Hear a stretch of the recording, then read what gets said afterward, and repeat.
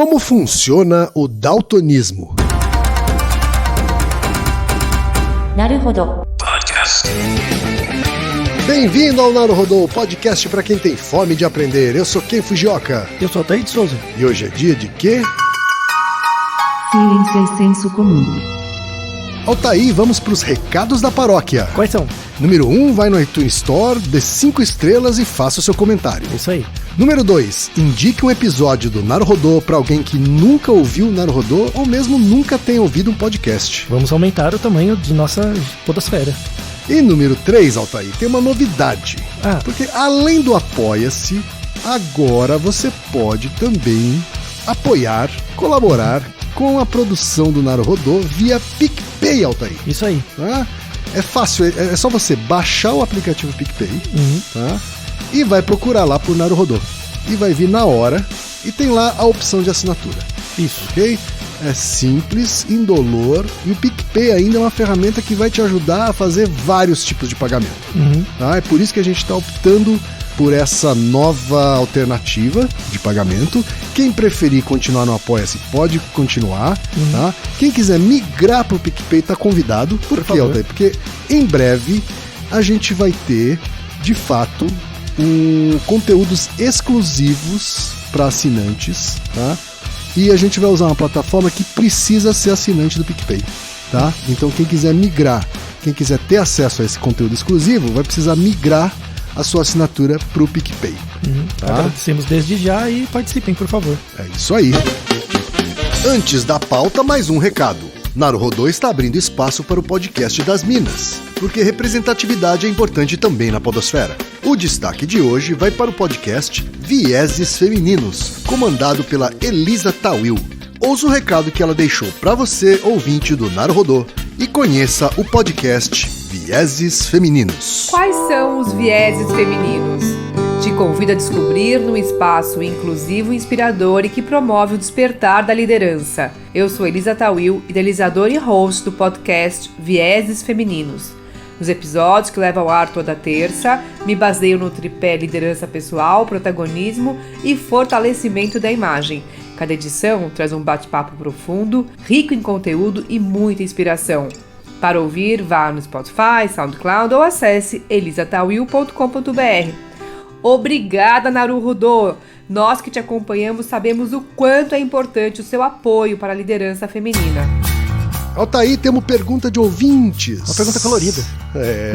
Olha, cheia de cor. Mais de um ouvinte, na verdade, mandou essa pergunta, né? É verdade. Temos aqui primeiro o Francisco Barbosa, que tem 44 anos, é carioca e trabalha com TI educacional. Aí. Ele diz o seguinte, ó: todos os daltônicos trocam as mesmas cores?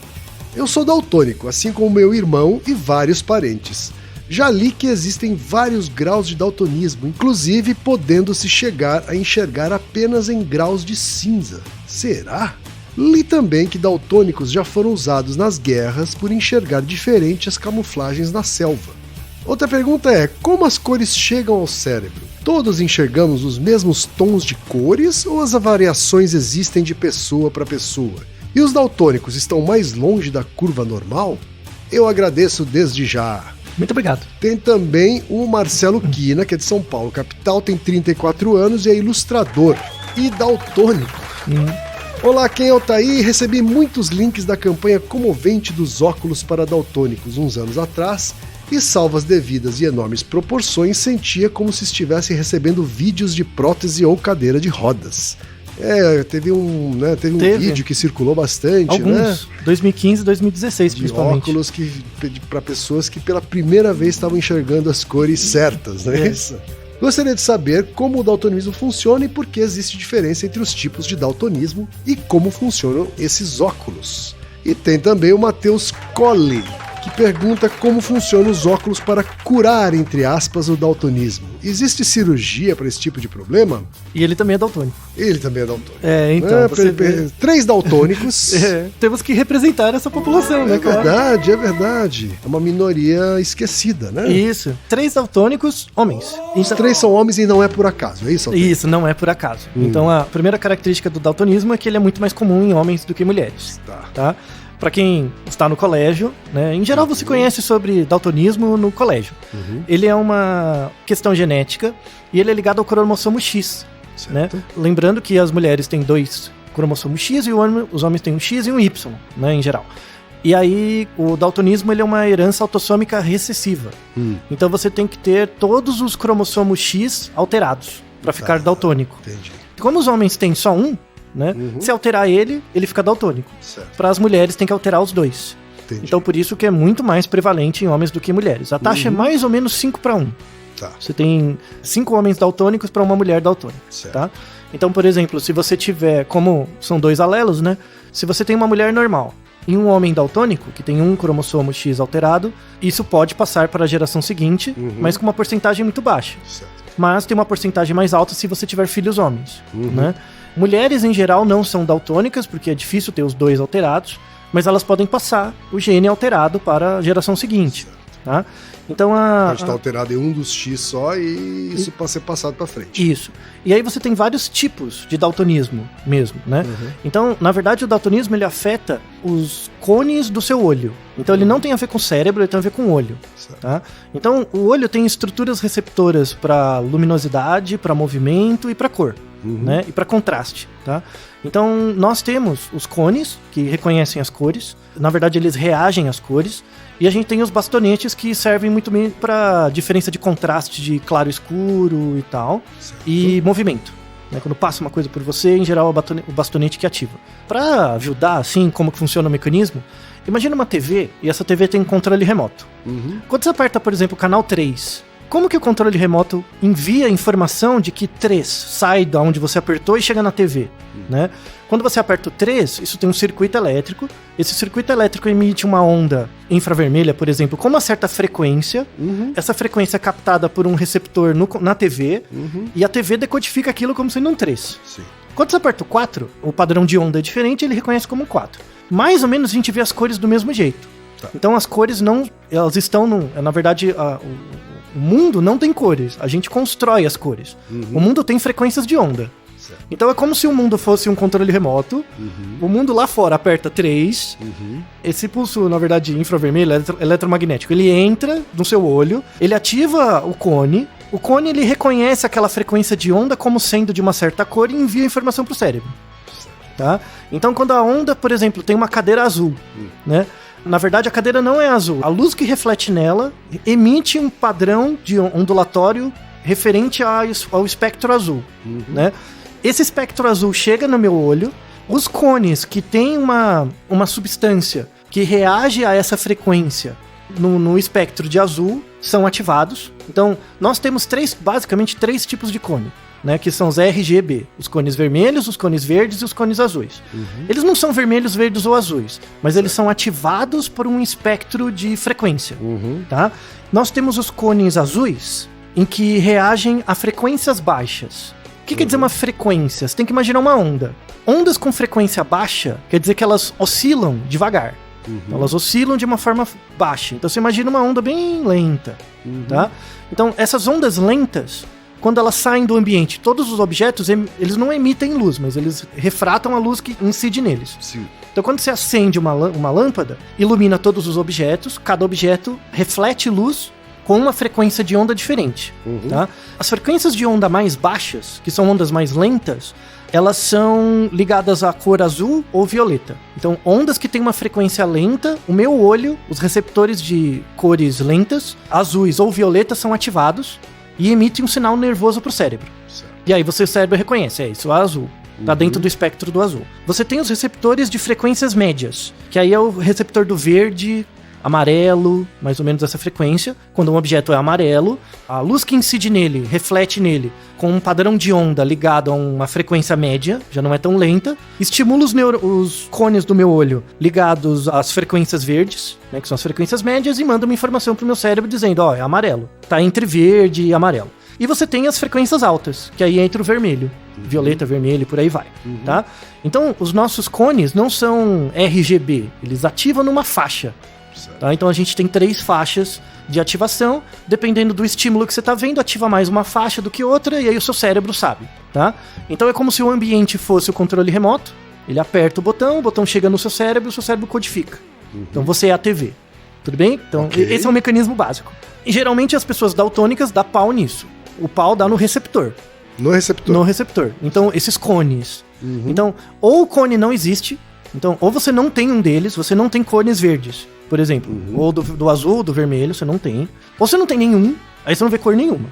Né? Então, ou você não vê cor nenhuma, ou você não tem um dos receptores, então você só vê dois tipos de cor. Você não ter o cone é uma coisa fisiológica, assim. É genético, você nasce sem o cone. Nasce sem ele. Você não pode perder o cone depois de vivo. Pode. Você pode por lesão. Às vezes você teve uma lesão. Às vezes a lesão é no cérebro. Então o cone tá lá, mas a informação não chega no cérebro numa área errada, zoada. Rola um problema no software. Às vezes é um problema do hardware do cérebro. Às vezes é um problema do hardware do olho. E às vezes pode ser um problema induzido por substância química. Então tem um remédio que era usado no passado para tratar a tuberculose. E um dos efeitos adversos desse remédio para tuberculose é deixar você com cegueira para cores. Porque ele destruía os cones do olho. E às vezes você perdia um deles. Tá? Mas é raro, né? É raro, mas acontece. Então, ou você nasce sem o cone, ou você nasce com cone a menos, porque dentro do cone você tem uma substância colorida, né? Que reage à cor. Às vezes essa substância ela tem um pigmento mais claro ou mais escuro do que deveria. Certo. Então, a frequência de onda que ela reage não é a mesma das outras pessoas. É como se você enviasse um sinal errado. Tipo, o controle remoto tá meio ruim. Então você aperta 3, mas a TV muda pra 4. Sim. Porque a frequência de onda é muito parecida, sabe? Sim. E aí dá um pau, assim, na TV, né? Então, às vezes, o seu olho reage a mais verdes do que deveria. Porque a substância dentro dele foi produzida com uma mutação. É um pouco diferente. Esse é o tipo de daltonismo mais comum. O daltonismo mais comum não é o que falta cone. Mas o seu cone tem uma pigmentação um pouquinho diferente. Por uma mutação genética. Então, e aí você faz uma espécie de troca de cores, assim. Você enxerga uma outra cor no lugar daquela. Não, você enxerga mais cores. Então, mais cores. Você identifica, por exemplo, eu enxergo menos vermelhos e mais verdes. Por exemplo, então meu cone diz, quando eu tô vendo uma cadeira verde, né, que para a maior parte das pessoas é verde. Chega no meu olho, ele não estimula o verde, ele estimula o vermelho. Entendeu? Porque o meu vermelho tá adequado a uma frequência de onda maior do que deveria. Então ele diz pro meu cérebro, é vermelho, mas na verdade é verde. Entendeu? Então é uma pequena falta de sintonia desses cones, sabe? Esse é o tipo de daltonismo mais comum. Então você pode pensar como gravidade. Então imagina você não nascer com nenhum cone. Geneticamente tem que ter uma deleção razoável, muito grave. Quando falta um tipo de cone, é menos grave, mas tem que ter mudado muita coisa. Quando você nasce com todos os cones, mas eles têm uma quantidade de cor, né, uma capacidade reativa diferente do normal, isso é mais fácil de acontecer. Por isso que é o tipo de daltonismo mais comum. Agora, você falou que tem vários níveis, né, de daltonismo. Assim. Não é um só. Isso, vamos falar dos nomes, né? Mas antes, você sabe por que daltonismo chama daltonismo? Porque não tem cor, né? Verdade, daltonismo. Verdade. Né? Me leva a crer que é algum Dalton. Algum Dalton. O nome assim bonito é discromatopsia. Mas fica muito difícil de falar, né? Discromatopsia. É um nome, quando deu um ruim numa cor, é discromatopsia. Mas o mais comum é daltonismo. Tem a ver com Dalton, né? Tem a ver com o grande John Dalton. Talvez você não lembre, mas no colégio você estudou ele, que era um químico. E foi especializado, pesquisou muito química de gases, né? Ele foi responsável pela... Ele provou basicamente a teoria do Lavoisier, né, para gases. Então ele descreveu a lei das pressões parciais de gases, né? Então ele teve uma importância muito grande para química e tal, química dos gases, e ele era portador de daltonismo. Ele também era portador de daltonismo. Entendi. E aí em 1794 ele escreveu um artigo para fora da química, né, que chama Fatos Extraordinários Relativos à Visão de Cores, em que ele descreve a própria condição. E ele tinha consciência dessa condição. Ele tinha consciência, sim. Ele via que tinha alguma coisa diferente, né? Isso em 1794. Aí essa informação do John Dalton ficou razoavelmente presente, né? Ele deixou um relato, ele foi uma pessoa muito importante para química, então, né? E aí, em 1875, quase 100 anos depois, teve um acidente de trem muito grave na Suécia, que muitas pessoas morreram, né? Que um trem bateu e tal. Sim. E eles cogitaram que era a possibilidade do condutor ser daltônico.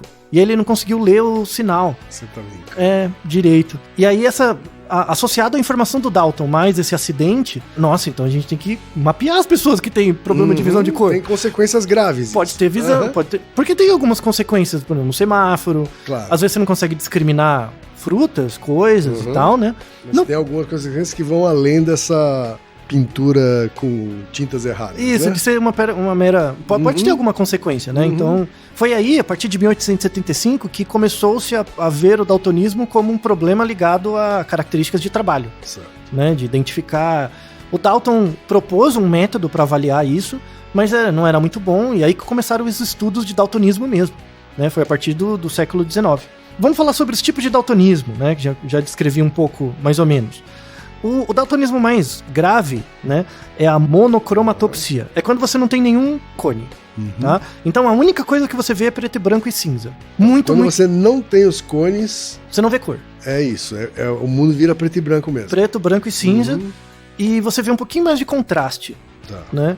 E aí tem a pergunta do nosso ouvinte, né, que ele fala sobre, no passado usavam pessoas daltônicas para ver camuflados na floresta, eram esses pessoas com monocromatopsia. Quando a pessoa não consegue ver nenhuma cor, consegue ver contrastes um pouco melhor. Mas é muito, muito, muito, muito raro. A prevalência na população é 0,0003%. Você diz a população que tem cromatopsia.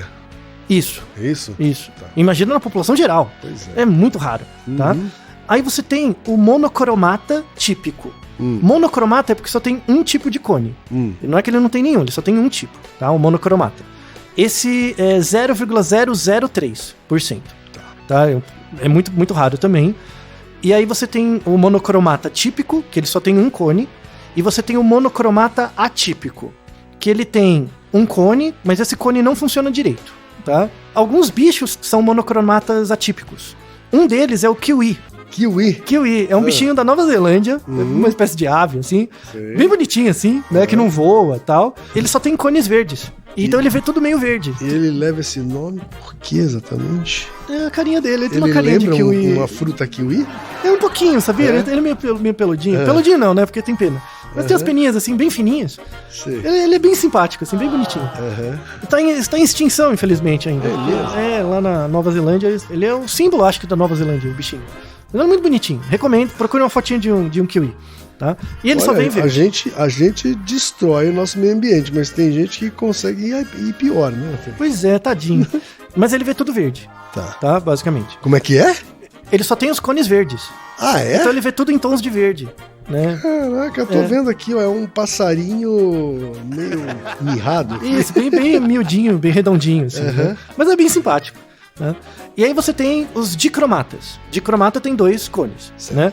E aí você tem os tipos de dicromata, né? De problemas de dicromacia. A primeira condição é a protanopia, é que a pessoa não tem cone vermelho. Tá bom. Ela não consegue discriminar vermelho de amarelo, por exemplo. Mistura tudo, né? Fica tudo meio cinzentado ou amarelado. Você tem a deuteranopia. Deuteranopia é o cara que não tem verde. Então, primeiro não tem amarelo, segundo não tem verde. A deuteranopia é presente em 1% da população masculina. Só 1%. É muito, muito raro também. E é a que o John Dalton tinha. Certo. Ele tinha um caso muito raro, né? A deuteranopia. Então ele não tinha verde. Então ele não conseguia discriminar, por exemplo... Ele não conseguia ver a diferença de um vermelho, de um amarelo e de um laranja. Ele não tinha. Era tudo a mesma coisa. Era tudo meio amarelado, tá? E você tem a tritanopia. Tritanopia é quando o cara não tem o azul. Então ele tem dificuldade de discriminar azul e amarelo, por exemplo. Ele vê tudo como um amarelado meio acinzentado, tá? Esses são os casos mais comuns, então. Ele tem que dar um bug só no cone de uma cor. Esses ainda não são os mais comuns, porque essas pessoas nasceram só com 2 tipos. Ah, tá. Eles não têm um deles, tá? Então o monocromata não tem nada. O outro só tem 2. E agora tem os tricromatas. Esses são os mais comuns. Você tem a tricomacia anômala, que o cara tem os 3, só que tem um ruim. Certo. Então o cone não consegue identificar muito bem a frequência esperada. Tá? Esse é o mais comum. O primeiro tipo de tricromata anômalo é o protonomalia.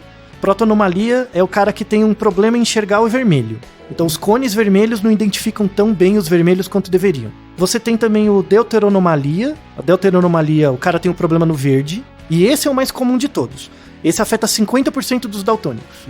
50% dos daltônicos tem a deuteronomalia, tá? Ele tem dificuldade de distinguir verde, basicamente. Confunde verde e vermelho, são os neurônios, os cones do meio da frequência, tá? E você tem, enfim, a tritanomalia, que é o problema dos azuis. Não consegue identificar bem as ondas lentas, né? Os azuis. Tá? E a tritanomalia é um caso particular de daltonismo porque ela não é ligada ao cromossomo X. Ela é ligada ao cromossomo 7. Por isso que ele é mais comum em mulheres. A tritanomalia também. Mas gera o mesmo problema, né? Você não consegue discriminar os azuis muito bem e tal, né? Comportamentalmente é a mesma coisa. Então, você vê que tem vários tipos, né? Bem complicado. Mas o que tem que ficar para as pessoas é que ou dá pau porque a pessoa nasce sem o cone, ou dá pau porque ela não consegue... Ela tem todos os cones, mas os cones não discriminam as cores muito bem, por uma questão genética, né? Ou ela não tem nenhum cone, tá? Então, basicamente é isso. Por isso que você tem diferentes tipos de daltonismo, né? E como é que se identifica os daltônicos, né? Você tem 3 testes, basicamente. O primeiro é chamado... É uma máquina, né? Que é o anomaloscópio de Nagel. O anomaloscópio de Nagel é meio que uma... Tipo quando você vai no oftalmologista, ele coloca uma maquininha no seu olho. De um lado ele coloca uma cor e do outro lado outra. E ele pede pra você mexer num dialzinho pra você ver em que situação os dois lados estão iguais. Certo. Quando você não consegue parear muito bem, já é um caso de daltonismo. E ele identifica bem qual tipo que é. Tá? O segundo é o método das lãs de Holmgren. Ele te dá um novelo de lã, bem todo colorido, e você tem que ficar separando os fios. Pra ver se você consegue separar os fios de cores diferentes. Entendi, é um bom teste. E bem prático, né? Assim, é barato e tal, né?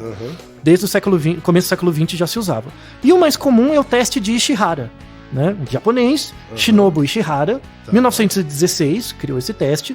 Estamos deixando na descrição o teste de Ishihara, que você pode clicar e fazer para saber se você é daltônico e qual tipo que você tem, né? Que tipos de contraste você não consegue enxergar.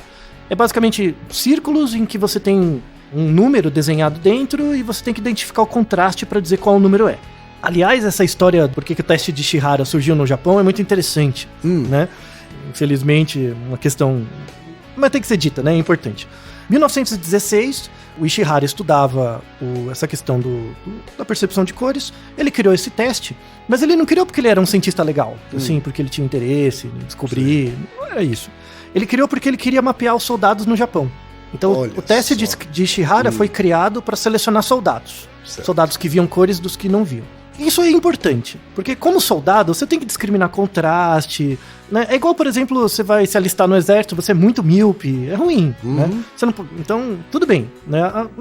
Até a página 2 estava bem. Só que aí o que aconteceu? Todos os homens tinham que se registrar no exército e fazer esse teste. Aqueles que não eram aprovados, ou seja, que eram daltônicos, eles eram excluídos das famílias. Eles não podiam... Como assim? Pois é, eles não podiam ter... Eles eram discriminados, porque você falhou no teste de visão de cores. Então você não podia se casar, você não podia arrumar certos empregos, um emprego de escritório mesmo. E você sofria discriminação. Porque no Japão existe, isso no começo do século XX começou muito, que problemas genéticos eram vistos como questões de problemas familiares. Então era uma vergonha que a família carregasse aquele problema pra frente e tal. E a ideia era você excluir essas pessoas. Certo. Então, quando era identificado que a pessoa não conseguia enxergar cores direito, era ela excluída. Não podia se casar, não podia... Tanto é que em 1920, logo depois que surgiu o teste de Ishihara, o grande almirante da marinha japonesa foi contra.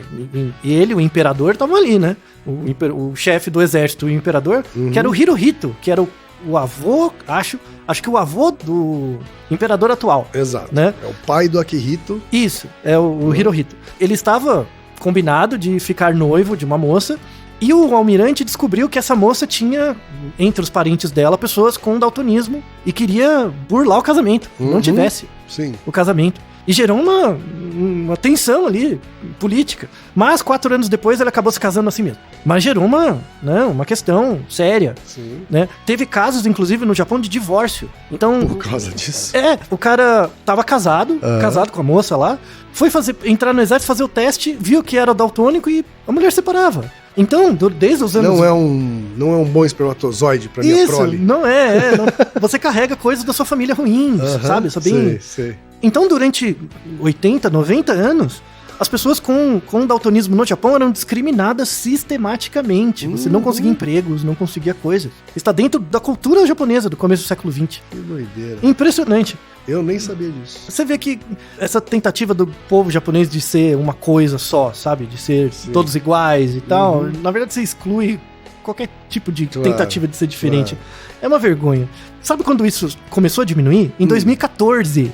2014, quase 100 anos depois, 100 anos depois, surgiu uma regra nas escolas japonesas, que é o Iro no Bariafuri, né? É uma tradução do inglês, que é sem barreiras de cor, né? Bariafuri, né? Free barrier, barrier free. Iro no Bariafuri, que é uma regra que foi instituída nas escolas, de que os professores tinham que usar gizes, por exemplo, ou coisas que não atrapalhassem as pessoas que tinham daltonismo. Então você tinha que usar giz branco, as lousas tinham que ter contraste maior e tal, para incluir as pessoas com daltonismo. Nada de giz verde. Isso, porque se via, inclusive o Japão fazia trabalhos com isso nos anos 50, mostrando que as pessoas daltônicas tinham scores nas escolas, né, de notas, mais baixas do que os outros. Mas claro, porque não conseguia estudar direito, né? Agora não. Agora, a partir de 2014, vão conseguir fazer medidas mais acuradas disso. Certo. Então você vê, aqui no Brasil, por exemplo, o daltonismo ele é enquadrado como uma deficiência leve, e então você tem que ter certas adaptações dependendo do trabalho, né? Tem alguns tipos de trabalho que geram restrições, sobretudo piloto, né? Piloto tem que ter algum teste para ver que tipo de daltonismo é. Em alguns casos nem se aceita mesmo. Para dirigir, você pode ter uma carteira de motorista, desde que você faça um treinamento adequado, né? Não tem problema. Então, o daltonismo, pelo menos no Japão, aqui no Brasil não se tem relato nenhum de preconceito por causa disso, não faz nenhum sentido, mas no Japão foi um caso grave, né, de preconceito. E por fim, para encerrar essa questão interessante da visão de cores, tratamento. Daltonismo não tem cura, porque não tem cura. Essa é uma das perguntas. Essa é uma das perguntas, né? Não tem cura, mas tem um tratamento experimental. Vamos deixar um artigo na descrição em 2009. Eles pegaram um par de macacos, né? Que tinham... macacos, em geral, são tricromatas. Mas alguns deles são dicromatas. Sagui, por exemplo, só tem 2 cones. A maior parte dos macacos tem 3. Eles pegaram 2 macacos que nasceram numa família específica e eles eram daltônicos. Tá? Eles não tinham um dos cones. E eles fizeram uma terapia gênica. Eles injetaram genes no olho do macaco e esses genes reproduziram e criaram um terceiro cone. Ou seja, eles começaram a ver cores. Olha só. Com terapia gênica. Então é um tratamento promissor. O que é a terapia gênica? Você injeta pedaços de gene, né, em geral com um plasmídio, um vetor. Esse plasmídio entra em contato com as células da região que você está ativando, faz com que esse DNA que ele carregue se reproduza dentro da célula, e aí expresse proteínas, e aí esse DNA externo passa a fazer parte das novas células. Então é meio que um transplante de DNA, sabe? Entre grandes aspas. Então, já foi o primeiro trabalho em 2009 mostrando que é possível restaurar a visão de cores. Ainda deve ser caro esse procedimento. Não, ele é muito experimental. Ainda não tem ensaio clínico, ainda está bem antes. Entendi. Tá? E os óculos? Então, e aí como é que funciona o óculos, né? O óculos, ele não faz o daltônico ver cores. Tá. Ele não faz, porque não tem como, ele não mexe no olho fisicamente. Então ele não faz o cara ver mais ou menos cores. O que ele faz? O óculos, ele é feito com uma mistura de um polímero com certos tipos de metais especiais. Esse é o segredo industrial, porque eles não divulgam que metais, que ligas que são. Então, imagina, você olha um objeto, a luz bate nesse objeto e manda uma frequência de onda pro seu olho, tá? Ele manda uma frequência de onda. O que o óculos faz? Ele filtra certas frequências. Então imagina que o seu olho mistura verde com vermelho. Certo. Ele mistura os dois. Aí o que o óculos faz? Ele não deixa o seu olho enxergar certas frequências. Tá. Ou seja, ele aumenta a capacidade discriminativa. Ele só deixa que seu olho capte sinais muito vermelhos ou muito verdes. O que tá no meio, ele bloqueia. E aí ele preenche com o quê? Com nada. Com nada. Então, só que aí o seu olho começa a discriminar. Então, quando você olha um objeto assim, porque quando você olha um objeto, dependendo do lado que você olha, ele é mais vermelho, mais verde. Sim. O que o óculos faz? Ele tira essa dúvida. Quando o sinal ele é muito ambíguo, o óculos bloqueia. Então, você vê a parte do estímulo que é mais vermelha. Logo, o seu cérebro completa e coloca tudo vermelho. Ah, então, é isso que eu perguntei. O que ela enxerga no lugar. Então, ela vai lá e completa com uma das cores. Ele completa com a cor que é mais saliente. Certo. Então, o óculos, ele meio que tira as ambiguidades, ele aumenta. Tanto é que uma pessoa que enxerga bem, enxerga assim, todas as cores, e coloca o óculos, ela olha as cores como se fossem mais vívidas. Parece que é tudo mais vívido, porque ele aumenta a capacidade discriminativa externamente. Então ele faz com que você perceba os vermelhos mais vermelhos, e aí seu cérebro completa o resto. Ou os verdes mais verdes, né? Então ele não faz você ver cores, ele aumenta a capacidade discriminativa. Certo. E esse óculos não funciona para todo mundo. Ele funciona só pro tipo de daltonismo mais comum, que é a deuteranomalia, que é a dificuldade de ver verdes. Certo. Que é 50% das pessoas. Então ele funciona mais ou menos entre 50% e 60% das pessoas tem benefícios. Tá? E esse óculos também ele é recomendado para ser utilizado por eletricistas. Por eletricistas? Porque você tem que ver os fios bem. Né? Imagina, você corta o fio errado, Ver as cores do fio direitinho. Isso, Não dá uma de MacGyver burrão. Exato, está meio escuro, sabe? Não consegue ver direito, então ele funciona bem. É um óculos bom para eletricistas. Né? Entendi. E para pessoas pra que têm... desarmador de bombas também. Né? Por exemplo. E para pessoas que têm... Porque são óculos caros ainda, né? Tá. Para pessoas que têm dificuldade e tal, você tem formas de atenuar o daltonismo. Um deles, você tem aplicativos. Então você tem aplicativos em que você, meio como se tirasse uma foto daquilo que você quer ver, ele coloca o padrão de cores mais parecido, né? Ele aumenta o contraste para que você enxergue melhor. Tá? Tem jogos de videogame que fazem isso, principalmente os FPS, né? Jogos de tiro. Você tem, por exemplo, o time vermelho e o time verde. O cara não consegue ver a diferença. Então você consegue, nas opções do jogo, regular para contrastes de cores que você consiga ver. Né? Existe já essa acessibilidade. Tem vários. O COD foi um dos primeiros. Né? O Call of Duty foi um dos primeiros jogos que fez isso. Certo. Inclusive, você tem vários jogadores profissionais que são daltônicos. E aí eles jogam bem, muito bem e tal. E dizem que eles têm um pouquinho mais de vantagem para diferenciar contraste, né? Então, pixel rápido, assim, ele consegue reagir melhor. Não se sabe. E aí a questão final, já explicamos a questão do óculos. Esses vídeos virais, né? Eles são, de fato, a pessoa fica emocionada de conseguir discriminar as cores, mas ela fica emocionada por um efeito de expectativa. Sim. Não é porque, de fato, ela enxerga mais cores, mas sim porque o óculos aumenta a capacidade discriminativa das cores. Tá? E por fim, será que tem animais que enxergam mais que a gente? Tem 4 cones, 5 cones, por exemplo? Sim. Né? E são poucos. Estamos bem perto do limite, assim, do número de cones. Só tem animais, a rigor, até onde a gente sabe, com 4 cones. Tá? Qual? Qual é o animal que tem 4 cones? Que é o melhor animal que você ouviu falar. Qual é? O galináceo. É claro, as galinhas têm 4 cones. Curiosidade sobre galinhas, só pra você ver como o olho dela é muito melhor que o nosso. Assim, o olho da galinha, o peso do olho, você pega os olhos, pesa, representa 10% do peso total da cabeça dela. Caraca! Ela usa muito o olho. Assim, o olho é um negócio louco da galinha. É uma coisa mais legal da galinha. Assim, se a gente tá vendo só aquele pedacinho e pesa 10%... Não, você tem que ver o que tem pra dentro. É um globão, né? É um globão, isso. Globão. É um globo enorme pra dentro da caixa craniana da galinha. Certo. Ela é tetacromata, então ela consegue ver verdes mais claros que o nosso, e ela também vê ultravioleta. Ela é a vê única que espectros consegue vermelho. realmente distinguir as cores do arco-íris. Todas. E ela vê ultravioleta, tranquilamente. Ela tem uma capacidade melhor de detectar movimento, né? Então, pra detectar, por exemplo, camuflagem, é muito melhor usar uma galinha do que um monocromata. É melhor usar a galinha. Então, você solta a galinha no campo, ela vai reagir aos soldados muito antes de você. Olha só. Aliás, uma galinha mesmo cega, então você lesionou o olho da galinha, ela ainda consegue ver claro e escuro. Mesmo cega, porque ela tem um receptor que é ligado direto à glândula pineal dela, né, no cérebro, que reconhece claro e escuro, mesmo sem enxergar. Uma outra vantagem dela. Cada olho trabalha de forma independente, então ela consegue enxergar 2 coisas diferentes. Isso é verdade. Inclusive ela vê vesgo. Isso eu já...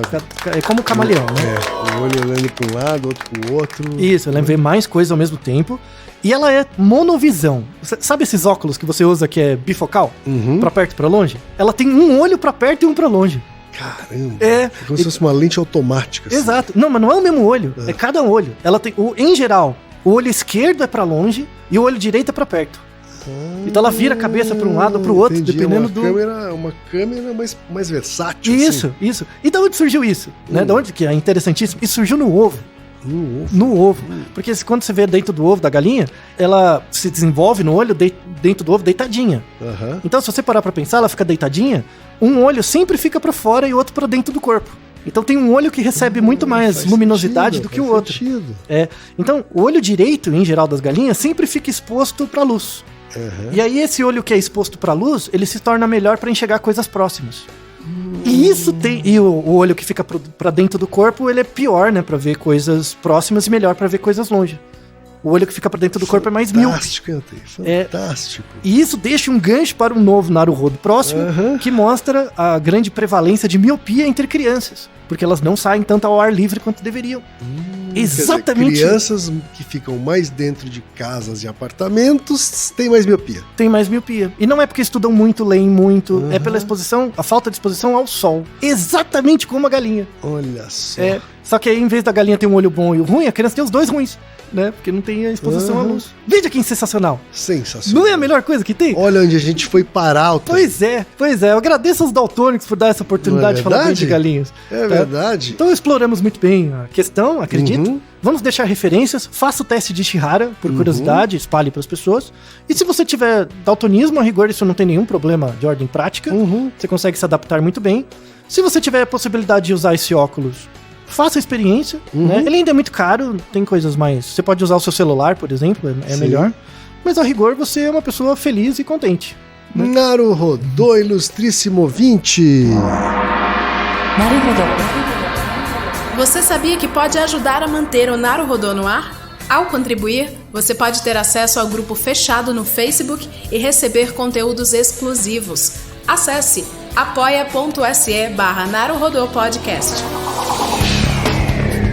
E você já sabe, aqui no Naruhodo, quem faz a pauta é você. Você tem alguma pergunta pra gente ou quer comentar algum episódio? Escreva pra nós. podcast@naruhodo.com.br. Repetindo? podcast@naruhodo.com.br. E lembre-se, mande nome completo, idade, profissão e a cidade de onde você está falando. É isso aí. Naruhodo. Esse podcast é apresentado por b9.com.br.